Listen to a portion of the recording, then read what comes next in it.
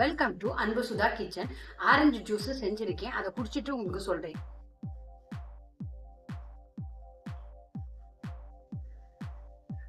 நல்லா இருக்குங்க, நல்லா கூலிங்கா இருக்கு. ஆரஞ்சு பழ ஜூஸும் அன்னாச்சி ஜூஸும் செஞ்சு காட்டுறேன், வாங்க பார்க்கலாம். எப்பயுமே பழங்களை வாங்கிட்டு வந்ததுக்கப்புறம் நல்லா கழுவி சுத்தம் பண்ணிக்கணும். நான் 4 பழத்தை ஆரஞ்சு எடுத்திருக்கேன்.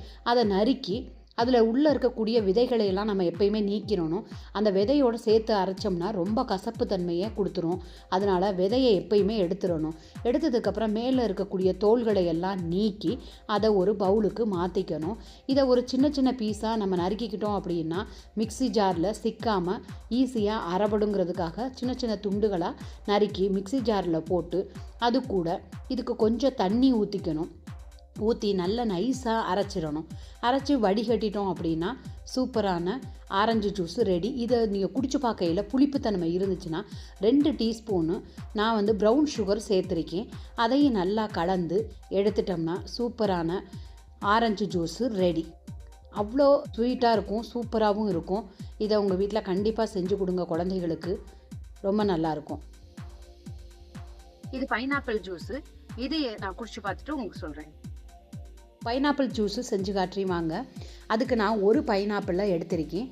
அதை நல்லா கழுவிக்கணும். கூரையும் காம்பையும் நல்லா வெட்டி எடுத்து வீசிட்டு அதுக்கப்புறம் அதையும் 2ஆக நறுக்கி, இது நறுக்கிறப்ப கொஞ்சம் கடினமாக இருக்கும். அதுக்கு தான் எப்பயுமே இந்த நறுக்கிறதுக்கு ஷார்ப்பான நைஃபை நாம் பயன்படுத்தணும். அதை 2ஆக நறுக்கி தோலை நல்லா ஆழமாக சீவி எடுத்துக்கணும். சின்ன சின்ன கருப்பெல்லாம் இருக்கும், அதை நம்ம வெறும் பழமாக சாப்பிடையில் எடுத்துக்கலாம். ஆனால் ஜூஸ் போடையில் அதை எடுக்கணுங்கிற அவசியம் இல்லை. ஏன்னா நைஸாக நம்ம அரைச்சிருவோம், ஒன்றும் பண்ணாது. இன்னொன்று வேணுனாலும் உங்களுக்கு வடிகட்டியும் குடிக்கலாம். அதுக்காக நம்ம அதை கருப்பு கருப்பாக சின்ன சின்னமாக இருக்குல்ல, அதை எடுக்கணும்னு தேவையில்லை. வெறும் பழமாக நம்ம சாப்பிட்றோம்னா கண்டிப்பாக அந்த கருப்பு கருப்பாக எடுத்துடணும். ஸோ இந்த மாதிரி சின்ன சின்ன பீஸுகளாக கட் பண்ணி எடுத்துக்கணும்.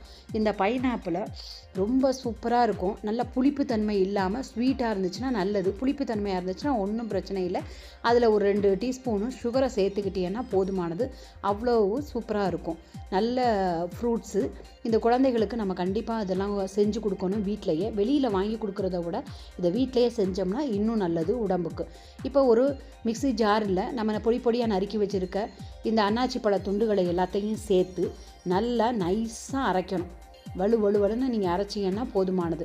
இப்போ இது கொஞ்சம் புளிப்புத்தன்மை இருக்குங்கிறதுக்காக நான் 2 டீஸ்பூனு சுகர், அதாவது ப்ரௌன் சுகராக கலந்து நல்லா கலக்கி ஊற்றினோம்னா பைனாப்பிள் ஜூஸு ரெடி.